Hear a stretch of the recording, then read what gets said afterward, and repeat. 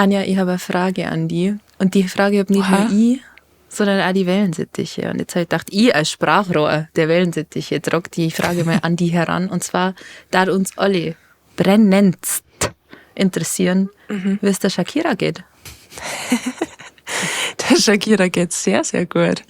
Ach doch. Ja, das freut uns zu hören. Sie hat sogar einen Übertopf gekriegt, der ihrer passt mittlerweile. Wichtig, Ja. wichtig. Da war ich shoppen für sie. Habe ich geschaut, was passt am besten zu ihrer Augenfarbe. Ja, Okay. ja. Was hebt ihr Aura hervor? Was ist geworden? Es ist ein weißer Blumentopf, weil sie ist eine Reinheit. Oh, okay. Klingt edel. Eine reine Schönheit. So nämlich. Ein unberührtes Blatt. Die Vorhaut schaut nicht unberührt aus. So ehrlich will ich sein. Nein! Ihre Blätter sind auch ganz und gar nicht unberührt. Da sind so ein paar gefallen.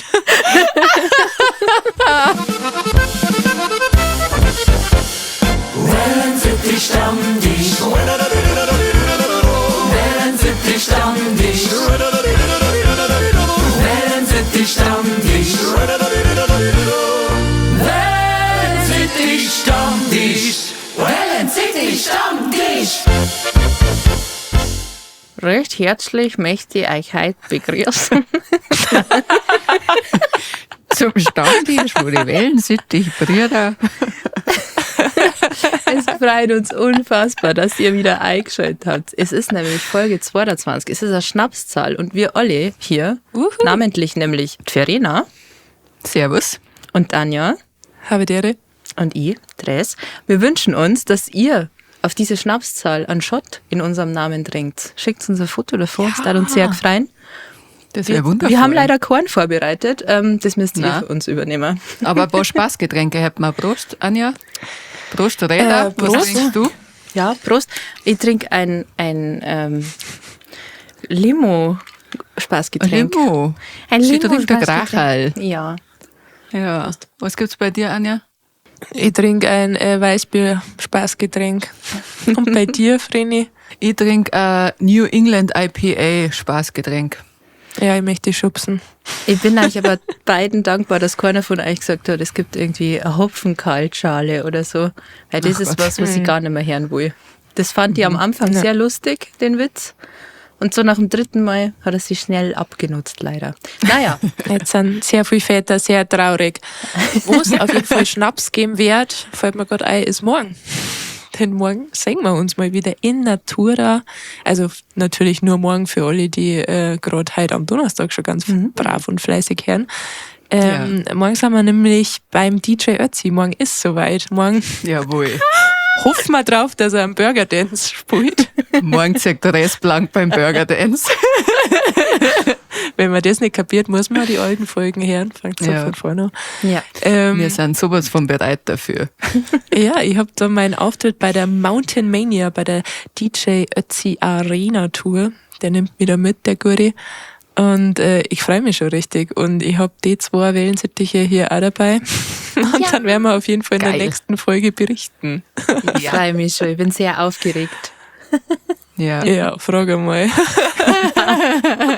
Wir daten uns gern noch sehr herzlichst bedanken für die ganzen lieben Nachrichten und Kommentare, die ihr uns geschrieben habt auf unsere letzte Folge hier. Ihr seid die Besten, ihr seid die Allergutsten und vor allem pusht ihr unseren Content und damit auch diesen Wellensittich-Stammtisch und seine 3 Stammtischbrüder, Ja. seine 3 Hauptsittiche, damit wir nur ein bisschen unsere Kunde ins Land hinaustragen können. Wichtig. Unser Wissenschaftliche vor allem. Genau das wollte ich sagen. Danke, danke. Ja, Und wir kriegen ja von euch mittlerweile nicht nur Feedback, wie geil das wir sind, also das generell, das ist immer wichtig, das zu schicken, sondern auch Anregungen. Manche schlagen uns was vor für die 3 Besten, die 3 Schlimmsten, aber wir kriegen mittlerweile auch mal Fragen zugesendet, quasi wo um unsere Weisheit gebeten wird. ja. Und das hat es auf jeden Fall an der richtigen Adresse. Also so viel, Ja, so viel steht absolut. fest. Ja, wie ihr wisst. Und da wollen wir euch natürlich wissenschaftlich auch weiterhelfen. Wie jetzt zum Beispiel wir nennen sie jetzt einfach Anita. Die hat nämlich Folgendes geschrieben. Liebe Wellensittiche, ich hab da mal eine Frage und mich würde interessieren, was ihr in so einer Situation machen darf. Ich frage ganz klar für eine Freundin. Also, wenn ihr schon den ganzen Tag merkt, oh, in meinem Bauch, da geht's rund. Und wenn euch dann mal was entwischt, also eine Losung ohne Los, wenn ihr so versteht's. Und ihr merkt, oh ja, gut, dass keiner da ist, weil der stinkt. So, und jetzt seid ihr abends unter Leid und ihr merkt schon wieder, oh, es geht los. Darf ihr das einfach verdrucken oder in Anführungszeichen laufen lassen? Aber wenn wir die 3 besten, schlimmsten Düfte schon gehabt haben, vielleicht gibt's ja nur eine Idee, wie ihr das machen könnt, beziehungsweise wie ihr das beantworten darf. Das waren jetzt sehr viele Umschreibungen. Es geht darum, dass, wenn man einen Schwarz lassen muss unter Menschen und der stinkt, macht's ihr das oder nicht? Und wie kann man es gut handeln, diese Situation? Also ob wir das machen oder nicht, finde ich, wird hier jetzt nicht beantwortet. Nein, es das geht machen hier wir nur um, wie man es vertuscht. Also es kämen Genau. die Leute drauf. Genau.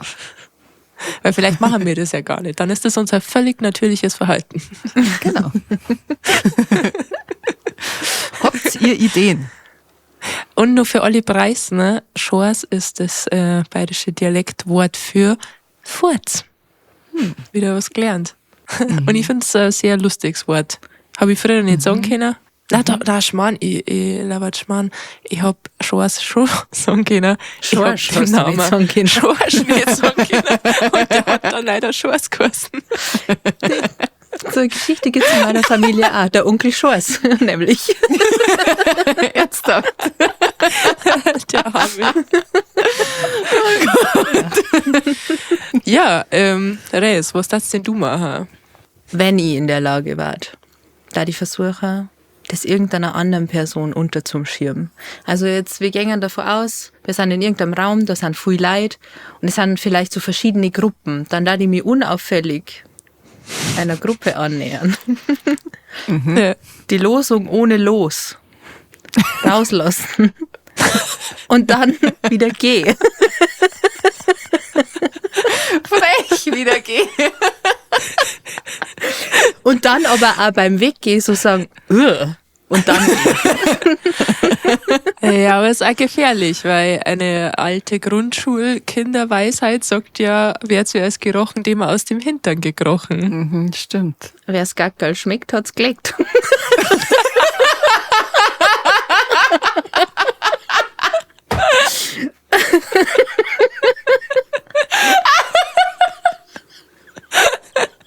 Oder das. Also ich finde deine Variante schon verdächtig. Ja. Ja, dazu muss man nur kurz erklären, Schmecker heißt auf Bayerisch nicht schmecken, sondern riechen. Also wer den Furz riecht, der ist für ihn verantwortlich. Ich kenne Ja. Gackerl nur im Gacki-Sacki. Also Gackerl, Beutel Sackerl. zusammen. Ach so. Zusammenhang. Aber sind Gackerl nicht ein Eier? Oder Gackerl. irgendwas mit Hähnern? Nicht? Weiß ich jetzt nicht. Doch, man sagt doch, nach dem Furtgehen gibt's noch Gacki-Nudeln, oder? Das sind doch einfach Nudeln mit Ohren drüber geschlagen. Oder? Ja, oder in Niederbayern halt Kacke. Oder Furz. Nein, das okay. wollte ich eigentlich Na gut. wissen. Weil ich kenne das eher halt als Begriff für Losung.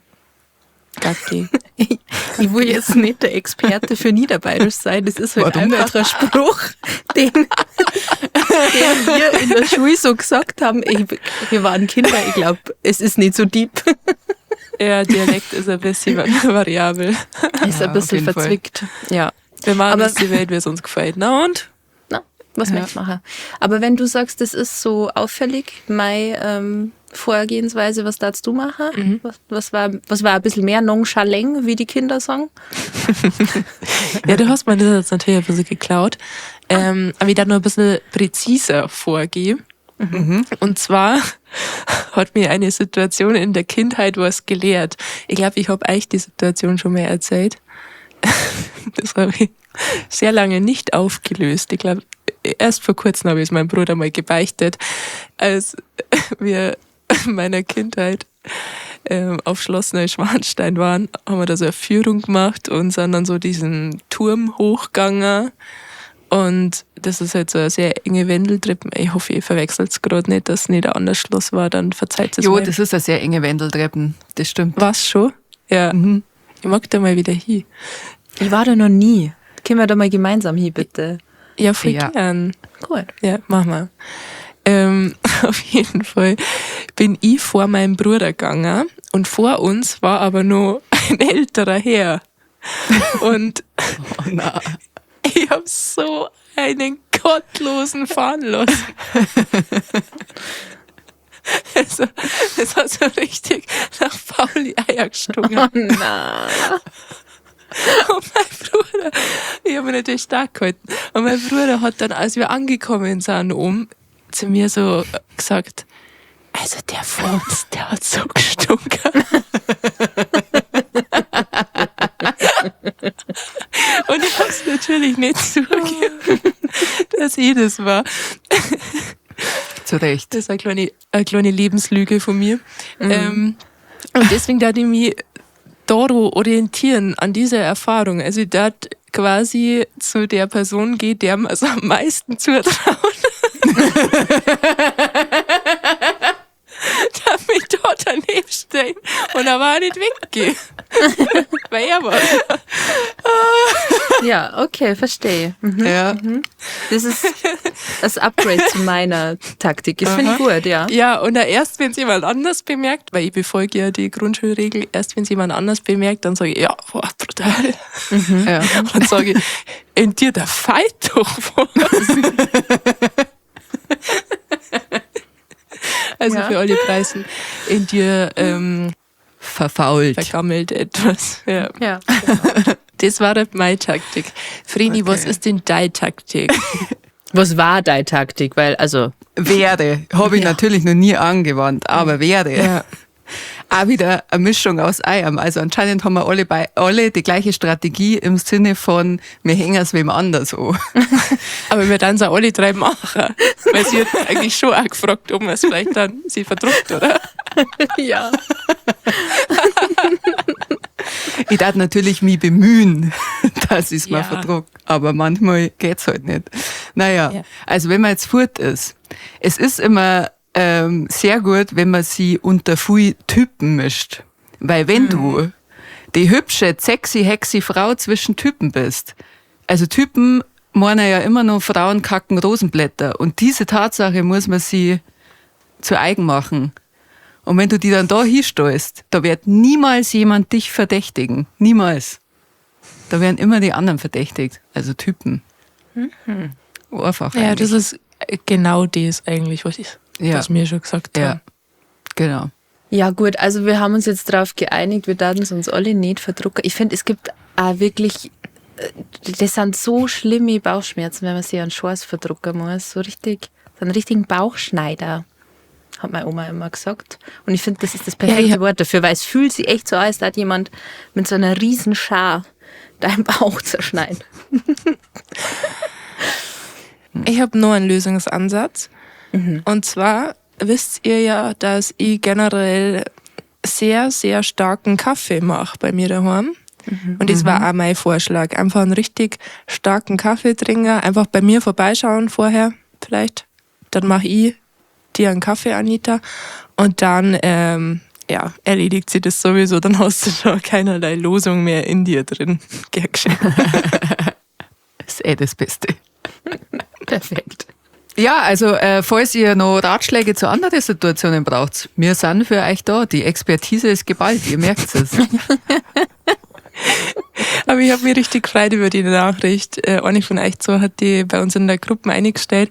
Und dann war mein erster Gedanke so, ja, Du hast alles geschafft. Du bist die Schors-Ansprechpartnerin. Offiziell. Alles, was ich jemals wollte, hat Anja geschrieben. Das liebe ich sehr. Ui, schön. In dem Sinne auch danke für dein Vertrauen. Danke, dass du uns als würdig empfunden hast. Und zu Recht. Ja. Sehr schön. Wir hoffen, wir haben da weiterhelfen können. Auch sonst, falls die Wellensittiche noch andere Tipps haben, gerne her damit, weil, wie gesagt, wir lesen ja gern euer Feedback. Haut's da mal was in Kommentare. Freut uns zu lesen. Apropos was in Kommentare hauen und Feedback, ich wurde korrigiert. Und zwar zu Recht. Der Alex hat auf YouTube kommentiert, dass das, was ich als Gerst bezeichnet habe, Kamerun-Schafe waren. Und dann habe ich gesagt, Alex, also wenn ich das jetzt google und dann stimmt's nicht, gell? Also es hat gestimmt. Ach du Scheiße. Das heißt, im Wildpark Poing rennen Drehs nicht nur Gorsen nächstes Mal, sondern auch Kamerun-Schafe. Super. Perfekt. Ja, denen habe ich halt gesagt. Auwe. Dann wissen wir es jetzt auch. Ja. Der Unterschied, wir haben es natürlich für euch rausgefunden, zwischen Geiß und Ziege. Es gibt keinen Unterschied. Wie es Verena schon gesagt hat, es ist einfach nur das süddeutsche Wort dafür. Da hat die einen sogenannten, passend zur heutigen Folge jetzt hat, Hirnschors. Ich liebe das Wort. Wenn man quasi einfach ein kleiner Denkfehler gerade hat. Und natürlich war mir das bewusst, aber in der Folge war es mir nicht bewusst. Und dann wollte ich aber auch nicht, dass rausgeschnitten wird, weil ich es irgendwie lustig gefunden habe, weil ich dann auch noch das erzählt habe, dass ich nicht gewusst habe, dass Hirschen nicht mit Reh zusammenkommen. Das fanden meine Eltern sehr peinlich. Die haben das gleich auf sich bezogen. So ungefähr. Sie haben mir da mehr beigebracht. Ja, es sind so Sachen, da wo ich aber ehrlich gesagt nie drüber nachgedacht habe, so. Also so brutal. Wie ich es jetzt einmal schon gesagt habe. Man weiß, dass Hirschkuh existiert, man weiß, dass ein Rehbock existiert, aber irgendwie habe ich nie mehr drüber nachgedacht. Und dann habe ich mir gedacht so, stimmt, ein Hirsch kommt gar nicht mit einem Reh zusammen. Wut.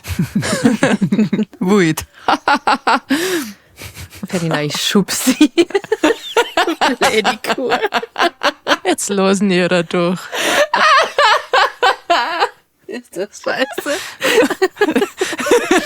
Lass doch am Papa die frei. Habt ihr sowas auch schon mal gehabt, dass ihr Sachen über die Tierwelt quasi ein bisschen zu spät rausgefunden habt? Res, hast du da was?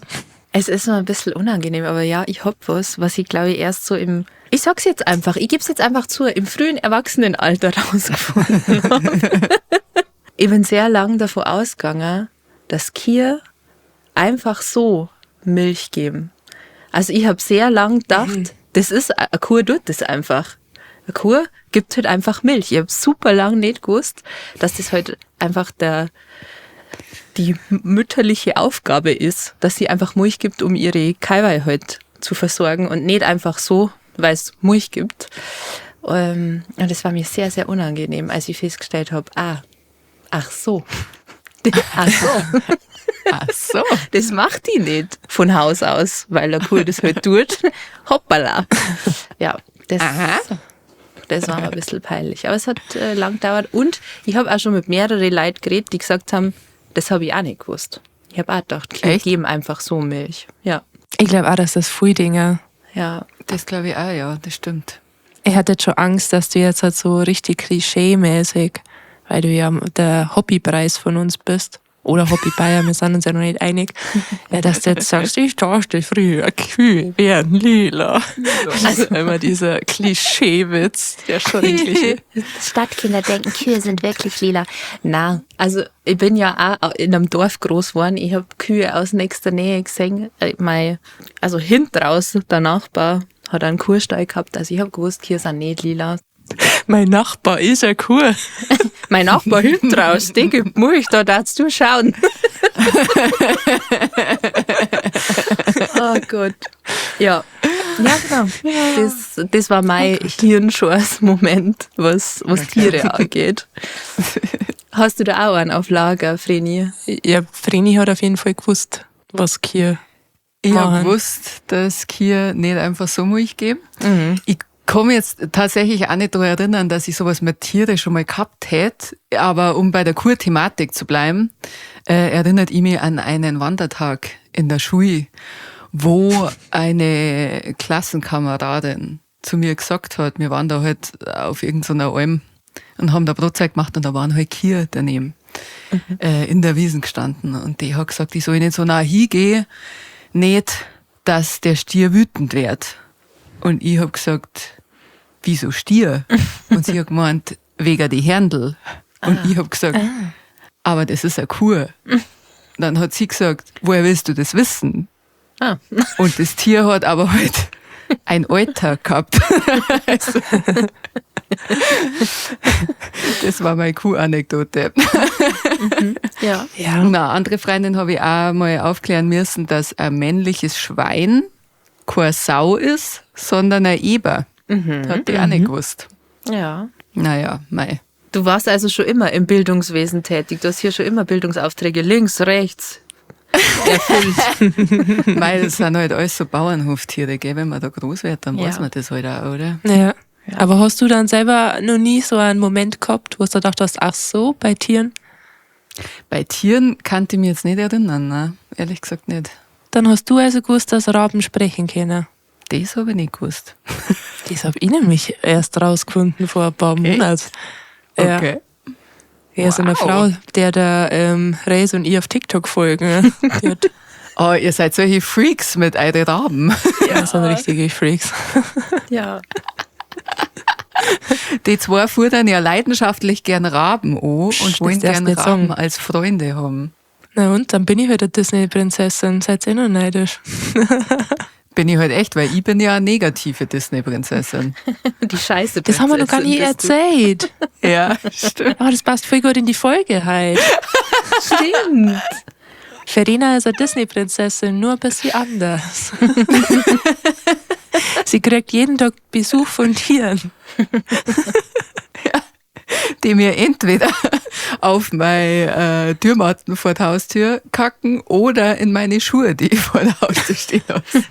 Es sind ja immer andere Tiere, müsst ihr wissen. Es ist Ja. nicht nur Sorten. Na, sehr viel verschiedene. Es ist so schön. Aber toi, toi, toi, es ist schon lange nicht mehr passiert. Oh. Wahrscheinlich morgen früher. Was mich auch noch zum Thema Hirnschwarz interessieren darf, gibt's Wörter, die ihr sehr lang falsch gesagt oder falsch benutzt habt? Reis, hast du da was?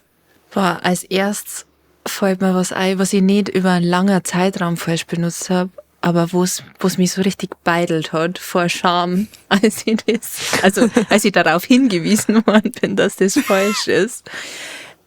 Ihr müsst noch mal kurz mit mir eine kleine Reise in die Vergangenheit machen. Es ist Musikunterricht, 7. Klasse. Unsere Musiklehrerin, keine Grüße gehen raus, hat gesagt, wir dürfen uns Lieder aussuchen, die sie vorspielt.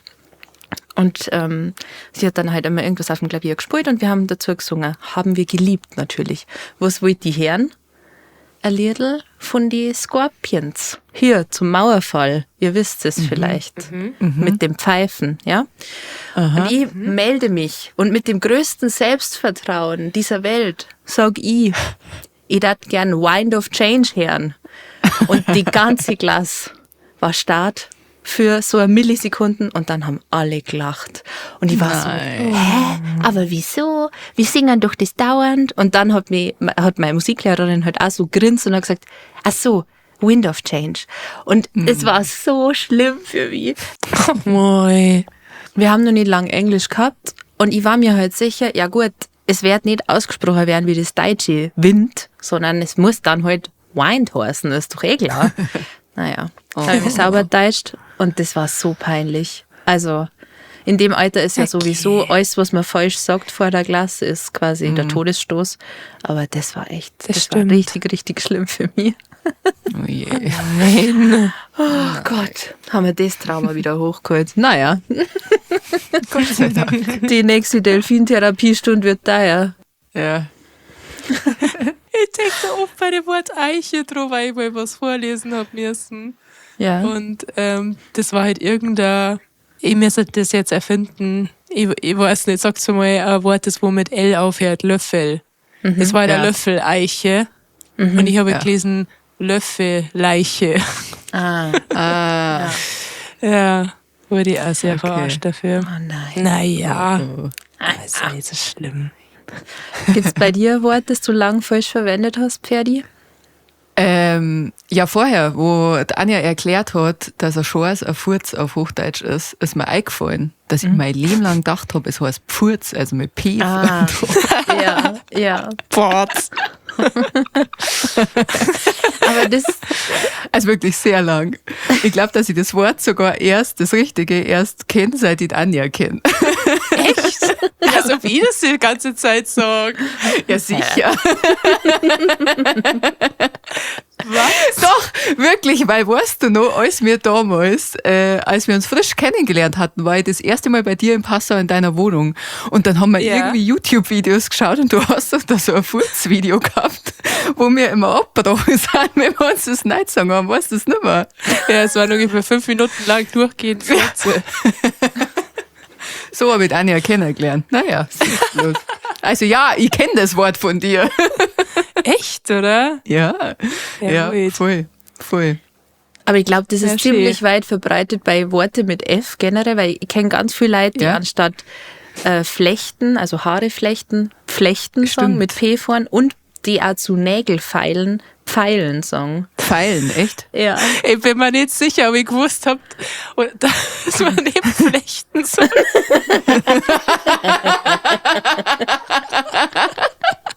Also auf Hochdeutsch hätte ich es, glaube ich, schon, ich hätte, glaube ich, schon Flechten geschrieben. Aber Ja. ich finde, es fühlt sich voll schon im Mund. Also ich glaube, wenn ich sage ich habe Flechten. Vielleicht ist es aber auch so ein Dialektding, bisschen, kann das sein? Also ich glaube, es Weil- kommt von, ich habe mir die Haare geflochten, darfst du ja auf Bayerisch sagen, ich habe mein Tor Flecht. Also da ist dann schon ein P dabei. Geflochten, Ich würd sagen, oder? geflochten. Echt? Bei uns als Ja. Pflicht. Ich Ja. weiß nicht.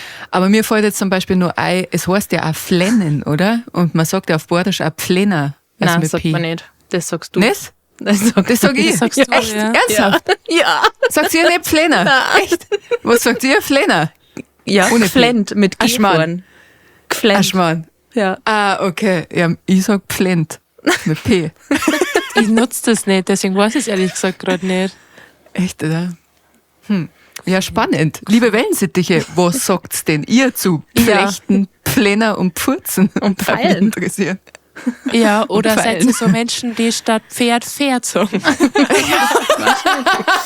Noch schlimmer. Es ist ja ein Linguistik-Podcast, das dürft ihr auch nicht vergessen. Von dem Ja. her interessiert uns natürlich brennend, wie ihr diese Das Wörter stimmt. ausspricht. Schreibt es uns Das bitte stimmt. gern. Ja, voll. Oder macht unsere Sprachnachricht. Noch Nehmen wir besser. an. Dann spulen wir es vielleicht Ja. sogar ein. Und außerdem habe ich noch sehr lang gemeint, dass die beiden Wörter Fauxpas und Fauxpass beide existieren und zwei verschiedene Sachen sind. Dabei schreibt man Fauxpas einfach wie Fauxpass. Und das habe ich tatsächlich sehr lange nicht gewusst. Also ich weiß noch, dass ich circa 25 bis 26 Jahre alt war, bis mir das bewusst worden ist, als ich bei meinem damaligen Job im Büro gesagt habe, das war ein Fauxpass und meine zwei Kolleginnen, die mit mir im Büro gesessen sind, sehr gelacht haben und ich nicht ganz checkt habe, wieso, aber dann so da hab, als hätte ich das mit Absicht so lustig gesagt. Ja. Oh. Geil. Ja, mei ist halt ein Schön. Fremdwort. Kommt kein Französisch. Woher auch? So. Anja, hast du irgendwelche Wörter, die du lange nicht kapiert hast oder falsch verwendet hast? Also ich kann mich auf jeden Fall an meine Kindheit erinnern, dass ich relativ lang Kopferraum statt Kofferraum gesagt habe. Also ich glaube, ich bin auch die einzige Person, die das gesagt hat, aber falls nur jemand anders, lasst es sonst gerne wissen. Aber es ist anscheinend ein Ding mit dem PF. Ja. Ja, aber ich hab das ja wahrscheinlich nirgendwo gehört, aber in meine Ohren hat es wahrscheinlich einfach so angehört. Ja. Es befriedigt mich einfach viel mehr, Kopferraum zu sagen als Kofferraum. Und ich kann euch nicht sagen, warum. Da haben mich meine Eltern sehr lange davon überzeugen müssen, dass das falsch ist. Und auch von deswegen und trotzdem, das habe ich einer auch nicht geglaubt, dass man trotzdem nicht statt deswegen verwenden kann. Das hat mir meine Mama so oft erklärt, ich kann mich da echt daran erinnern, dass ich den Unterschied nicht kapiert habe. Genauso wie ich, glaube ich, erst sehr, sehr spät gecheckt habe. Ich glaube, das habe ich erst in meiner Jugend kapiert, dass es nicht fröhlich heißt, sondern fröhlich. Ich bin fröhlich. Ach so. Aber ich bin ja fröhlich im Frühling. Deswegen war für mich fröhlich eher. Okay, ja, nein, es ergibt da mehr Sinn. Ich finde, da sollte man einen Antrag stellen, dass das geändert wird. Die Connection ist da auf jeden Fall. Ja, Ja. Und alle, die jetzt sagen, es kommt von froh, ihr liegt's. Ihr falsch, okay. leider. Habt ihr sonst noch irgendwelche Wörter? Also, liebe Wellensittiche, ihr könnt uns auf jeden Fall nicht allein lassen mit den ganzen Hirnshares. Schreibt auf jeden Fall mal, was das bei euch war. Die Frage, die schließt jetzt ein bisschen an das, was Dres gesagt hat. Und zwar, da die gerne noch von euch wissen, ob es Songzeilen oder Filmzitate oder generell Witze gibt, die ihr erst sehr spät verstanden habt. Res, hast du da noch was außer Wind of Change? Bitte, sag's nicht. Da kriege ich Gänsehaut.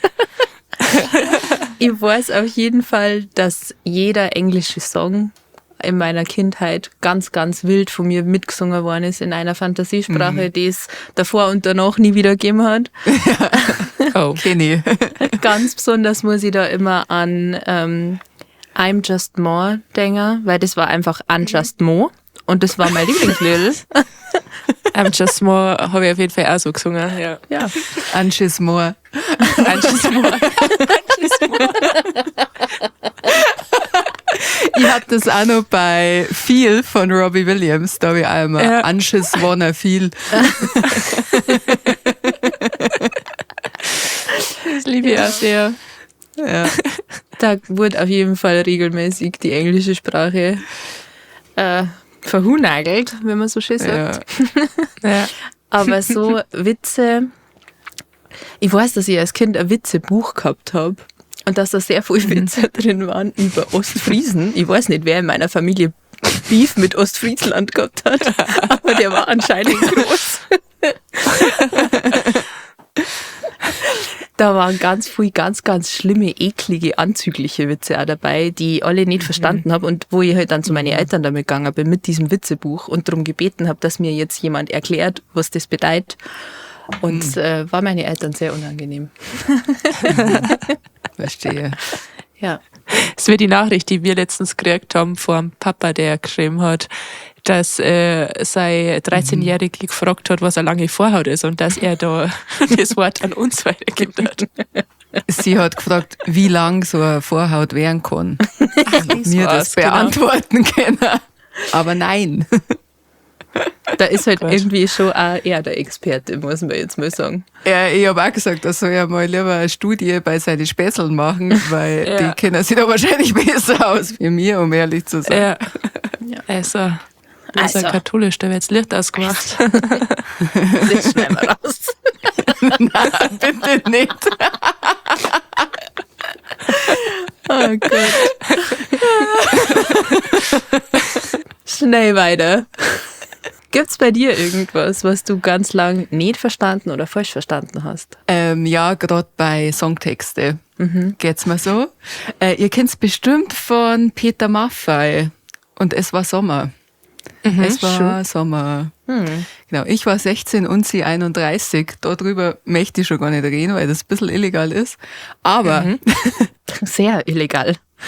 ja, sehr illegal ist das. Das war ein Lied bei Singstar. War das Singstar Schlager oder so? Ich weiß nicht. Aber ich weiß, dass wir das als Jugendliche geschmettert haben, die ganze Zeit, bis ich mal kapiert habe, dass da darum geht, dass da ein 16-Jähriger seine Unschuld an eine 31-Jährige verliert. Das hat sehr, sehr, sehr lang gedauert. Krass. Weil da kommt ja auch sowas wie, der Junge nahm schüchtern ihre Hand und als ein Mann sah ich die Sonne aufgehen. Ja. Also danach war er dann der Mann. So, Das ist echt ein schlimmer Song. Es ist unfassbar schlimm, aber wisst ihr was? Ich habe da noch weiter drüber nachgedacht und es gibt noch mal so einen Song. Ja. Das ist manchmal, denke ich noch an die von Reinhard Fendrich. Und da möchte ich mal wissen, was ist mit euch? Weil der genauso davon singt, dass er ein Bub war.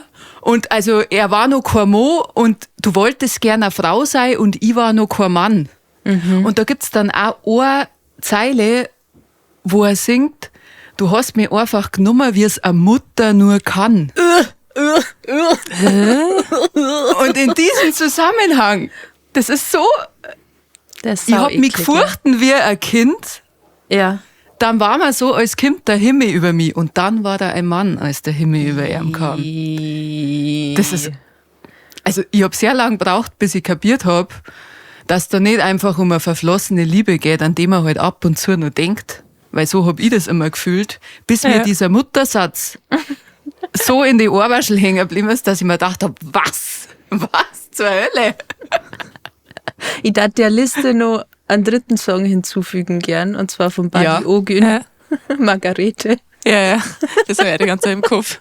Echt, oder? Aber wie geht das? Das kenn ich Ja nicht, gut, glaub aber ich. das ist wenigstens Satire. Eben, das Ja, macht sie okay, darüber okay. lustig, dass halt Typen solche Ekellieder schreiben. Also der Buddy Ogün ist so ein Comedian, der halt auch Musik macht, und mit dieser Brille ist das Lied zum Verstecken, das ist jetzt super lustig, weil, also, Okay. Ja. ja, müssen wir jetzt nicht zitieren, aber ja, das Ja. wollte ich erwähnen, weil von dem habe ich regelmäßig einen Ohrwurm. Ja, okay. Ich find's nur gut, weil es ist ja, ich war 16 und sie 31. Jetzt sind ja mir die sie so ungefähr vom Alter her. Ja. Wenn ich an einen 16-Jährigen denke, dann denke ich an ein Kind. Was ist das? Das ist ganz, ganz seltsam. Ist das eine Männerfantasie oder passiert sowas? Ich weiß es Ich nicht. weiß nicht. Ich glaube, es ist schon ein bisschen eine Männerfantasie, und es ist aber eklig. Also es ist in der Kombi eklig, und wenn wer sagt, Ja. das ist nicht eklig, da soll ich gerne mal die Rollen vertauschen. Vielleicht kommt es einem dann eklig vor. Es ist einfach nicht in Ordnung. Es ist komisch. Es ist komisch. Okay, lassen wir es dabei. Anja, hast du irgendwelche Songs oder Witze nicht verstanden? Also ich habe tatsächlich erst vor ein paar Jahren, als ich mal drüber nachgedacht habe, das Lied 10 nackte Friseusen kapiert. Weil das war auf so einer Malle-Songs-Scheibe, die ich halt als Kind gehabt habe. Und das ist ja oft so, dass man dann sagt, nicht vor die Kinder so Lieder singen. Kinder checken so Lieder nicht. Ich habe ja immer 20 Zentimeter mitgebrüllt mit meiner besten Freundin. Wir haben nicht kapiert, um was das da geht. Wir haben gedacht, es geht um einen Meterstab. So. und so war es auch mit 10 nackte Friseusen. Ich habe da einfach nie wieder drüber nachgedacht und habe aber zu dem Song noch die Meinung gehabt, also auch noch in meine 20er, dass ich mir gedacht habe, der ist schon irgendwie ein bisschen, also der ist schon ulkig, der Song, weil, also warum soll denn den da, die Friseusen richtig feuchte Haare haben? Hä? Weil das geht ja so 10 nackte Friseusen mit richtig feuchten Haaren. Und ich habe mir gedacht, also die waschen doch die Haare von den Kundinnen. Und so in meine 20 habe ich nochmal drüber nachgedacht. Dann so, ach so. Ach so. Moment. Ja, genauso so eine Erkenntnis habe ich einmal in die 20er gehabt, wo ich halt einfach auch nie wieder drüber nachgedacht habe, obwohl ich den Film wahrscheinlich mitsprechen kannt, war beim Schuh des Manitou. Habe ich in meine 20er erst kapiert, dass der Ombre gar nicht Perlentaucher werden wollte. Freilich wollte er das. Hä? Dann wollte ich euch noch zu guter Letzt nach eurem letzten so richtig klassischen Hirnschors fragen. Also quasi da, wo man was Dummes, Seltsames gemacht hat, weil das Hirn gerade einfach nicht so auf der Höhe war. Res, was war das bei dir? Ich darf gern 2 Sachen erzählen. Die eine Sache Gern. ist schon ein bisschen länger her. Das war, als ich das erste Mal in Minga gewohnt habe. Da bin ich wie das größte Landei damals Ist das wichtig für die Geschichte? Nein. Da habe ich mich abends mit jemandem getroffen zum Furki. Und auf dem Weg dahin bin ich halt ich bin zu Fuß gegangen, bin über den Bürgersteig gegangen. Und in Minga ist so, dass es immer einen Fußweg gibt und einen Radlweg.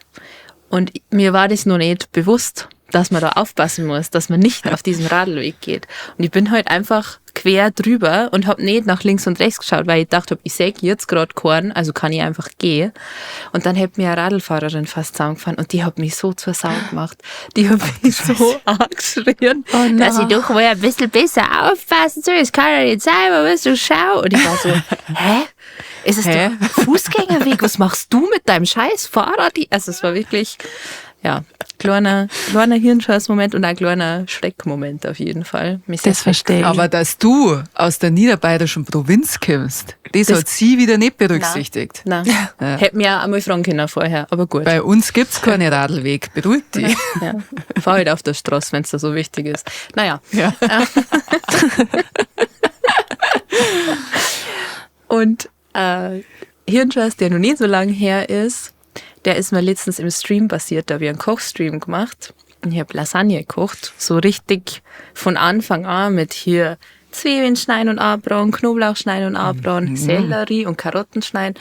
Und ich schneide halt so mein Gemüse und bin fertig und rede halt so mit dem Chat, unterhalte mich mit den Leuten, heb das Bredel, wo ich das Gemüse geschnitten habe, auch und schieb mit dem Messer schön alles in die Bio-Tüten, die ich mir Das kenne ich aber so gut. Aus Versehen das Geschnippelte im Biotonne-Schirm. Ja. So gut. Das war toll. Oh Mann. Aber perfekt für den Stream, weil hast das ja nicht mehr braucht. Ja, nein, warum auch? Scheiße. Ja, ist ein Klassiker, dass man was wegschmeißt, was man eigentlich in der Hand halten wollte und dann hat man das Papier nur in der Hand. Ach so. Ja. Was war dein letzter Hirnscheiß, Verena? Oh, das war ein Riesenhirnschuss, den habt ihr auch mitgekriegt. Oh, Und zwar, die Wellensittiche haben wir zumindest gehört, aber wahrscheinlich nicht mitgekriegt. In einer der letzten Folgen habe ich gesagt, wenn Anja in einen Raum geht, dann hat sie ja ihren Anja-Charme dabei.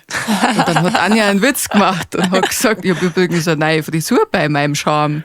Und hat halt einen Charme gemeint und nicht ihre Charme. Und ich hab's nicht kapiert. Ich hab die Folge circa 17 Mal angehört, sagen wir uns ehrlich. Ich hab's die ganze Zeit nicht kapiert. Dann schneide ich einen Clip aus dieser Szene. Und dann war das auch noch gerade ein Tag, wo die Anja unterwegs war und diesen Clip nicht anschauen konnte. Also habe ich ihn einfach gepostet auf Nacht. Und irgendwann schreibt sie dann, boah, voll fies, dass du vorhin das weggeschnitten hast, wo du gesagt hast, dass ich einen Charme habe, weil darauf bezieht sie ja der Witz. Und da habe ich gesagt, hä? Was für Charme, hä? Und dann habe ich es zum 18. Mal angehört und dann habe ich erst kapiert, was der Witz war an dieser Szene. Da möchte ich mich nochmal ganz aufrichtig dafür entschuldigen, dass dann jetzt wie ein alter, ekliger Typ im Internet dasteht, weil ich diesen Clip falsch geschnitten habe. Das liegt nicht an dir, Verena. Nein, da habe ich schon selber viel dafür tun. Ja. Aber dass ich mir auch noch denke, die Szene ist witzig und gar nicht kapiere, warum die witzig Ja, das finde ich so schön. Das ist so wirklich so kindermäßig. Du lachst Ja. über Witz, obwohl du es nicht verstehst. Sie ist einfach eine Frohnatur. Ja, schaust du an. Was war dein letzter Hirnschuss, Anja, oder einer deiner größten Hirnschers? Mein letzter Hirnschuss, das war eigentlich was ich eigentlich normalerweise sofort per Sprachnachricht erzählt hätte, aber habe ich mir natürlich aufgehalten.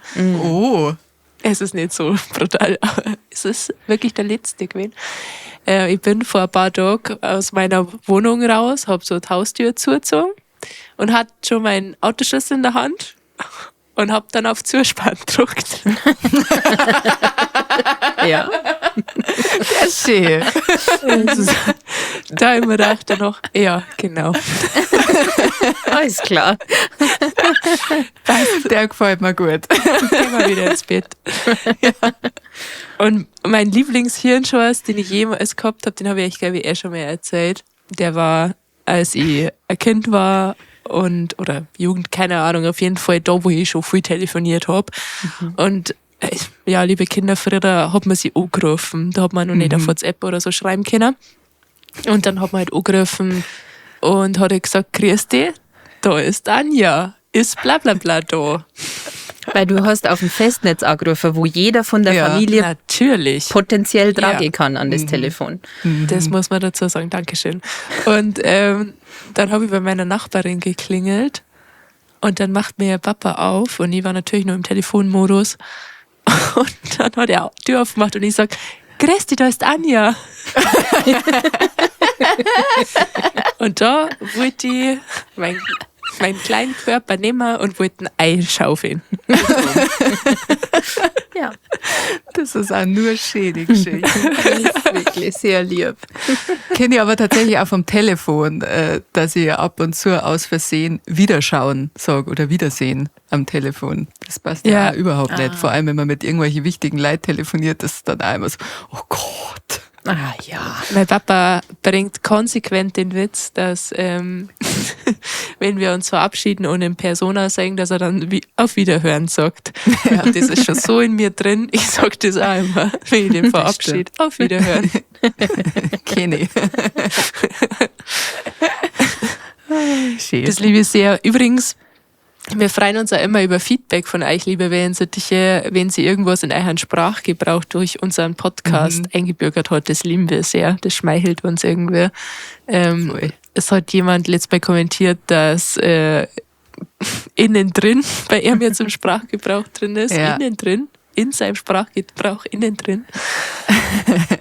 Oder auch die Irina, die uns geschrieben hat, dass sie der Liebesbrief, den meine Mama mal gekriegt hat, in ihren Sprachgebrauch eingebürgert hat, beziehungsweise der Brief, wo mit ihr Schluss gemacht worden mit ich mag nicht mehr, ich habe genug von dir und den anderen. Und das hat uns auch sehr, sehr gefreut. Der Typ, wenn das wissen darf. Ja.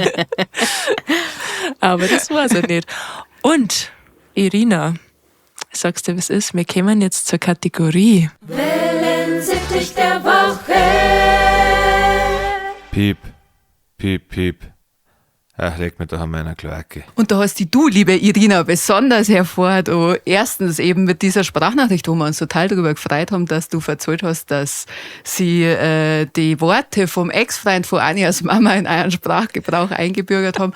Und natürlich schickst du uns die ganze Zeit DMs und du kommentierst sau viel. Du schickst uns die ganze Zeit Story-Reactions und so weiter. Du bist aktiv dabei. Das merken wir und mit Herz. Wir haben die schon länger auf der Liste.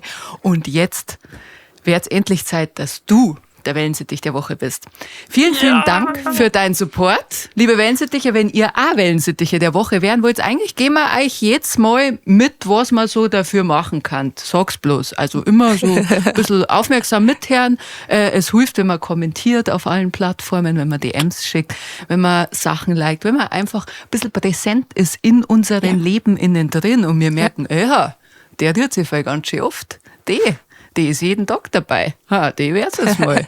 So nämlich. Ihr macht es alle ganz wunderbar. Wisst ihr, was ich mir nur wünschen dazu? Mal einen kreativen Wellensittich der Woche. Ich würde gerne einfach mal ein Pudel gemein kriegen. Das würde ich mir Pudel gemein? persönlich wünschen. Oh. Dann, wir merken eben vor, wenn er jetzt auch noch viel kommentiert, dann überlegen wir es uns, okay? Wir haben nämlich hier unbezahlte Werbung an der Stelle vom Bayerischen Rebell. 3-mal Wellensittich-Stammtisch Broschen gekriegt. Ich hoffe, Broschen? man nennt das Pins, Broschen. Hutnadeln? Ja, aber wir sind ja hier Damen. Da ist es eine Brosche. So, dann ist das eine Natürlich. Brosche. An meinem Mantel ohne. Oh. Oder beim Gräsammerten. Okay. Ja, Ärmschau. Oh ja, merci dafür. Merci dir. Dankeschön, Markus. Sehr lieb. Vielen Dank. Ja, so einmal mit gutem Beispiel vorangehen. Aber in die Kommentare haben wir die jetzt noch nicht so oft gesehen. Naja. Noch gar nicht, wenn ich mich recht entsinne. Aber sowas finde ich ist ein sehr gutes Beispiel. Auch gern Ja. kreative Sehr Arten kreativ. und Weisen. Nicht nur Kommentare, Genau. ihr könnt uns Danke. in ganz vielen Wegen schmeicheln. Das haben wir ja nicht so. Das haben wir offen. Auf jeden Fall. Merci. Auf jeden Fall. Also Dankeschön. Irina, wir schreiben dir im Laufe des Tages und dann gibst du uns deine Adresse durch und dann kriegst du als Wellensittich-Briefall von der Wellensittich-Brieftaube zugestellt. Der Welt. Merci. Die Brieftaube ist stark. Freut mich. Danke dir. Ein Briefwellensittich, ja. Ja. Dann kommen wir jetzt mal wieder zu eurer beliebten Kategorie Liebesbriefe. Liebesbriefe. Leidenschaft, Sex, Gefühle, Holde Maid, schicken Sie mir ein Foto von Ihren Füßen. EG Herbert. Liebesbriefe. Und da haben Vreni und ich ein bisschen was vorbereitet. Ja. Ich habe auch Dinge vorbereitet. Warum nur ihr beide? Verena, magst du anfangen? Ich mag sehr gern anfangen. Und zwar hat der Jürgen geschrieben, Res ist gleich Traumfrau. Hör mal, Jürgen. Der Käfi hat geschrieben, ihr drei seid einfach der Hammer. Res sollte man noch klonen.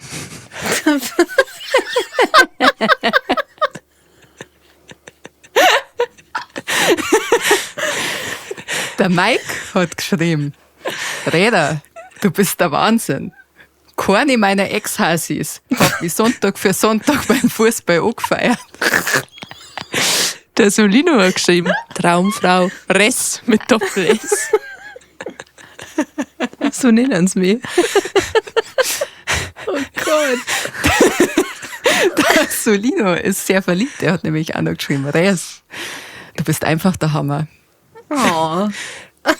Der Bud Dispenser hat geschrieben, ich finde der Res ihre Augen so dermaßen mega. Also. Der HT hat geschrieben, ich stehe total auf der Res. So eine Liebe. Der Tommy hat geschrieben, und zwar ungefähr 5-mal. Beste Res. Der Schossel hat geschrieben, eine bessere Partnerin wie Res gibt's gar nie nicht.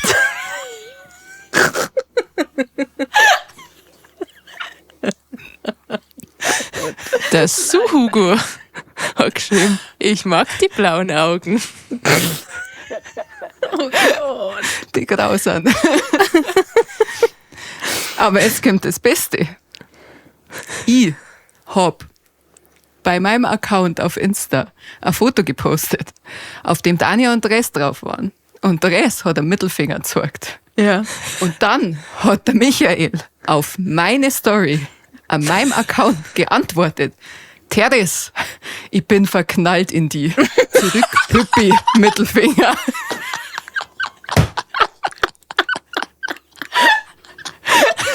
Ja, Michael, danke fürs Bescheid sagen. Oh, leid. Oh. Aber es ist der Rest gerade so unangenehm, weil wir ihr das nicht gesagt haben. Ich lieb's so. Mir ist hier gesagt worden, Liebesbriefe raus. Ich habe hier Screenshots gemacht, links und rechts. Und die können wir sicher noch mal brauchen. Ich schwitze richtig. Ich muss richtig Schweiß jetzt. Du, aber das einen habe ich noch. Einen habe ich noch. Ja. Folgende Nachricht ist reingekommen. Hi, grüß dich. Hast eine schöne, sympathische Ausstrahlung. Würde mich sehr freuen, mehr von dir zu erfahren. Freue mich schon drauf, von dir zu lesen, / hören. LG. Erinnerst du dich an diese Nachricht, Therese? Na? Echt nicht? Na? Die kam in dein privates Postfach. Exakt dieselbe Nachricht kam ins Wellensittich-Postfach. Ja. Exakt dieselbe Nachricht kam ins Anja Bavaria Postfach und exakt dieselbe Nachricht kam in mein Postfach. In exakt demselben Wortlaut. Bruder! Aber es ist ja verständlich, also es ist ja wurscht, wer von uns drei nimmt, sind ja alle super. Wie soll man sich da aber auch entscheiden, sage ich ehrlich. Ja, es ist ja auch wurscht, Hauptsache eine beißt an, gell? Ja, wir reden ja auch nicht miteinander. Nein. Nein, nie. Wir schicken uns sowas auch nicht sofort, dass dann jemand anders sagt, hey, die habe ich auch gekriegt. Ihr könnt euch ja sicher sein, dass wenn ihr mir irgendwas Komisches schreibt, es erreicht die zwei und bei die anderen zwei genauso. Oder auch wenn da am Wellensittich stand, bevor ich hier in diesem Account mit drin war, ab und zu, haben sie mir auch mal eine Nachricht gescreenshottet, wo irgendwie das nur an euch gegangen war oder so, auf irgendeine Frage zu mir, findet sie nicht auch, dass die Anja manchmal bla bla oder so. Ihr könnt es gleich direkt mir schreiben. Ja, es ist ein wurscht. durchlaufender Posten. Ja. Wir haben hier eine Standleitung, die den ganzen Tag macht diese WhatsApp-Gruppe. Ping, ping, ping, ping, ping. Das stimmt. Da kommt dann auch sowas, ich hasse, dass ihr heute so fest arbeiten müsst. Bei mir ist langweilig und in der Gruppe ist so stark. Ja, Ja. so wie heute. Das Ja. hat mich richtig aufgeregt, So wie heute. Ja. dass ihr Arbeit nachgegangen seid. Ich kann dir versichern, ich hasse auch, wenn ich arbeiten muss und euch nicht schreiben kann, deswegen. Das nervt. Aber das müssen wir rausschneiden, deine Arbeitskollegen hören das. Das ist mir wurscht. Das kann ich schon wissen. Grüße! Ich liebe euch. In diesem Sinne, um die Poeten Menasmus zu zitieren, wann nimmt mir der Ausländer endlich meinen Job weg? Ja. Ich hab keinen Bock mehr. Halleluja. Halleluja. Das war das Wort zum Donnerstag. Nein, das- In diesem Sinne, liebe Wellensittiche. Moment, ich darf gerne noch irgendwas sagen zu den Nachrichten. Muss ich Aber da noch was? irgendwas dazu Warum? sagen? Nein, gar nichts. überhaupt nicht. Ja, Gar du nicht. kannst vielleicht einfach mal Danke sagen. Ja, mal ein gepflegtes Danke. Jetzt in die Kamera, jetzt in dieses Mikrofon. Danke. Gern geschehen. Und in diesem Sinne sage ich auch nochmal vielen Dank fürs Zuhören, liebe Wellensittich-Freunde. Wir freuen uns, wenn ihr auch nächste Woche Donnerstag in eurer Podcast-App innen drin noch Innen schaut. drin. So nämlich, wo die neue Folge von uns ist. Herz ist auch. Herz die Folge nochmal. Gebt uns eine 5-Sterne-Bewertung, folgt uns auf Social Media. Wir heißen überall Wellensittich Stammtisch. Schreibt uns ganz viele Kommentare, schreibt uns Nachrichten. Ihr wisst schon, wie es geht. 5-Sterne-Bewertungen, deren auch nicht weh, aber uns sehr gut. Habe ich schon gesagt, aber So ja, nämlich. doppelt halt besser. Schickt uns Foto von eurem Rückenausschlag, wir beraten euch auch da, das ist gar kein Problem. Genau, bitte. Wir vergleichen damit unsere Ausschläge. Wir legen, wir geben Wenn es nur ein Witz war. Es ist wundervoll. In diesem Sinne, liebe Freunde, der Resier Speicherkarten ist voll. Wir hören jetzt auf. Habe die Ehre, macht's es gut und schöner Gruß von der Res. Bitte. Servus.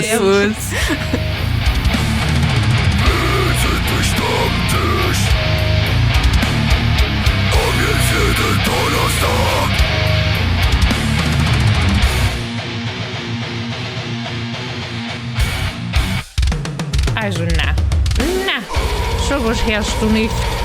Voll Teufel, schalt aus das Klump jetzt.